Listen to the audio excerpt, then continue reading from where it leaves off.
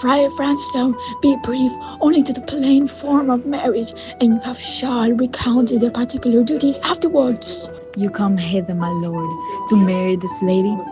No! To be married to her. Friar, you come to marry her. Lady, you come hither to be married to this count? I do.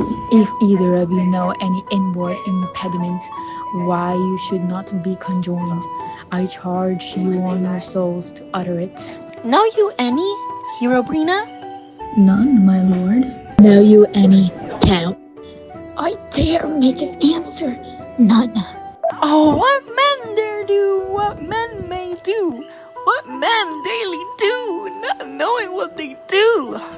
How now? Interjections? Why then, some be of laughing as Standing by, friar. Father, by your leave, will you with free and unconstrained soul give me this maid, your daughter? As freely, son, as God did give her me.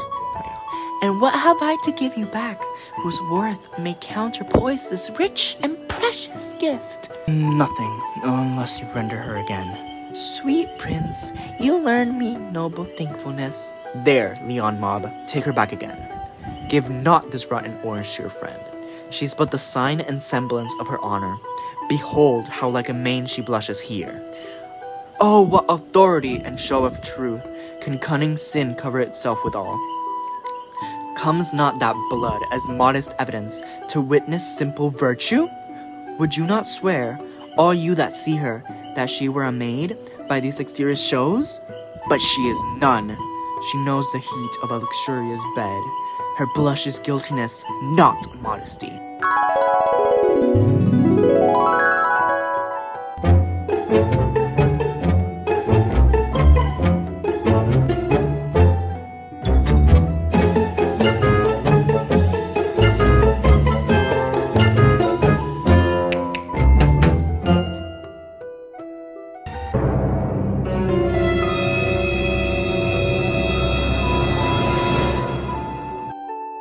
What do you mean, my lord? Not to be married, not to knit my soul to an approved wanton. Dear, my lord, if you, in your own proof, had vanquished the resistance of her youth and made defeat of her virginity. I know what you would say. If I have known her, you will say that she did embrace me as a husband, and so extenuate the forehand sin. No, Leon Mob, I never tempted her with word too large, but, as brother to his sister, showed bashful sincerity and comely love. And I seem never otherwise to you? Out on thee, seeming! I will write against it. You seem to me as Dian in her orb, as chaste as in the bud ere it be blown, but you are more intemperate in your blood than Venus, or those pampered animals that rage in savage sensuality. Is my lord well that he doth speak so wide? Sweet prince, why speak not you? What should I speak? I stand dishonored that have gone about to link my dear friend to a common stale. Sire, they are spoken, and these things are true. This looks not like a nuptial. True. Oh God. Leon Mob, stand I here? Is this the prince? Is this the prince's brother? Is this face Herobrina's? Are our eyes our own? Oh, this is so. But what of this, my lord? Let me but move one question to your daughter, and by that fatherly and kindly power that you have in her, bid her answer truthfully. I charge thee so, as thou art my child. God defend me. How am I beset? What kind of catechizing call you this? Never mind.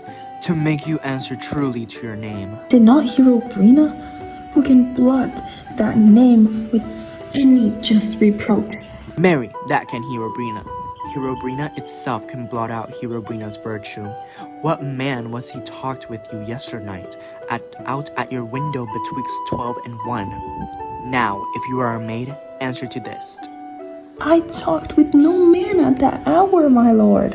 Why then, are you no maiden? Leon Mob, I am sorry you must hear.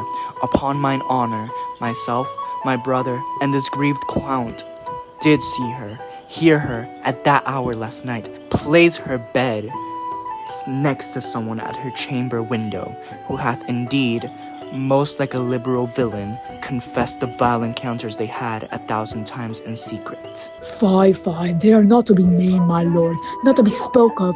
There's no chastity enough in language without offense to utter them. Thus, pretty lady, I am sorry for that much this government. O Herobrina, what a Herobrina hadst thou been if half thy outward graces had been placed about thy thoughts and counsels of thy heart. But fare thee well, most foul, most fair.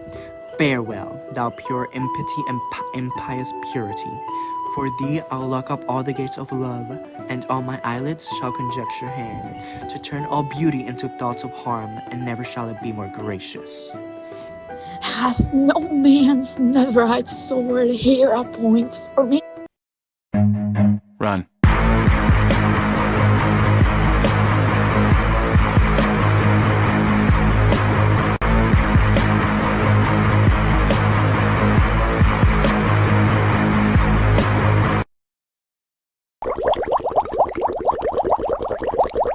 How now, sister? Wherefore hath it doth you disappear? Come on, let's go. These things come thus to light. Smother her spirits up.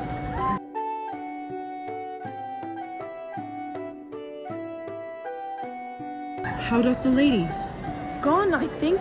Help, Father! Herobrina! Why Herobrina? Father! Signor Benebrick! Friar!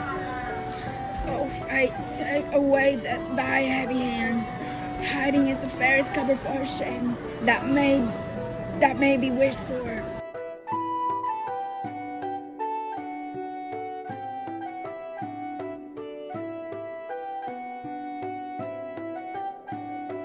How now, sister Herobrina? Have comfort, lady. Dost thou look up? Yeah, therefore shall she not. Wherefore, I doth not anything. Why she not upon her? Could she here deny the story that is pretended in her blood? Do not come out, hero. Do not come out. For that I think thou wouldst now quickly die. Thought I thy spirits were stronger than thy shames. Mindful would, on the rear wood of reproaches, strike out thy life. Grieved I had but one child, I for thou, frugal nature's frame. Oh, one too many by thee. Why had I worn? Why ever wast thou lovely in my eyes? Why had I not with charitable hand took up a beggar's issue at my gates, who was smirked thus, and were murdered with infamy?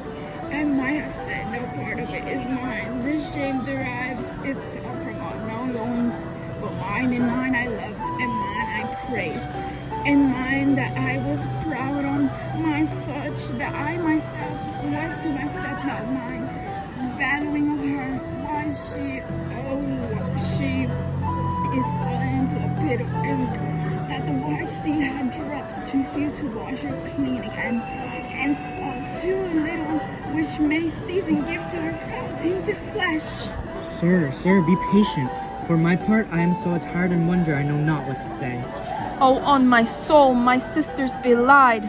Lady, were you her bedfellow last night? No, truly not. Although until last night I have this 12-month been her bedfellow. And confirmed, oh, that stronger maid which was before bared up with ribs of iron. Would the two princes lie in Claudiron lie, who love her so that, speaking of her foulness, washed it with tears? Hence from her, let her die! Hear me a little, for I have only lived so long, and given my unto this course of fortune by nothing of the lady. I have marked 1,000 blushing apparitions to start in her faith. 1,000 innocent shames the angel witness beat away those blushes, and in her eye there hath appeared a fire to burn the errors that these princes hold against her maiden truth. Call me a fool. Trust not my reading nor my observations, which with experimental seal doth warrant the tenor of my book. Trust not my age, my reverence, call nor define me. If this sweet lady lie not guiltless here under some biting error, Fire cannot be. Thou seest that all the grace that she had left, if that she will not add to her damnation a sin of perjury, she not denies it. Why seekst thou then to cover with excuse that which appears in proper nakedness? Lady, what man is he you are accused of? They know that do accuse me. I know none. If I know more of any man alive, that which made in modesty doth warrant, let all my sins lack mercy. O my Father, prove ye that any man with me conversed at hours unmeet, or that I yesternight maintained the change of words with any creature, refuse me, hate me, torture me to death. There is some strange misfortune in the princess. Two of them have the very bent of honor, and if their wisdom be misled in this, the practice of it lives in dawn nether, whose spirits toil in frame of villainies. I know not.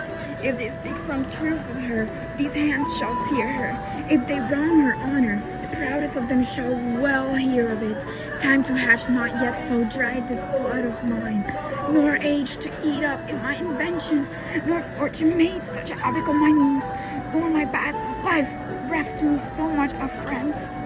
But they shall find, wicked in such a kind, both strength of limb and policy of mind, ability and means and choice of friends, so quit me of them thoroughly. Pause a while, and let my counsel sway in this case. My daughter here, the princess left for dead. Let her a while be secretly kept in, and publish it that she is dead already. Maintain a mourning ostentation, and on your family's old monument hang mournful epitaphs, and do all rites that apportion unto a burial. What shall become of this? What will this do? Mary, this well-carried shall on her behalf change slender to remorse. This is some good, but not for that dream I on this strange course, but on this traveling on look for greater birth. She, dying as it must be so maintained, upon the instant that she was accused, shall be lamented, pitied, and excused of every hearer for it so false out, that what we have we prize not to the worth, while we enjoy it, but being lacked and lost, why then crack the value? Then we find the virtue that possesses, the possession will not show us. While it was ours, so will it fare with clawed iron, when we shall hear she died upon his words. The idea of her life shall sweetly creep into the study of imagination, and everly loved organ of her life shall come up apparent in more precious habit, more moving, delicate, and full of life, into the eye and prospect of his soul. Then, when she lived indeed, then shall the mourn, if ever loved had interest in his liver, and wish he had not accused her. No, he thought his accusation was true. Let this be so, and doubt not, because success will fashion the events in better shape. Then I can lie it down in like good. But if fall in, but this be level false, the position of the lady's death will quench the wonder of her infamy, and if it sort not well, you may conceal her, as best befits her wounded reputation, in some reclusive and religious life, out of all eyes, tongues, minds, and injuries.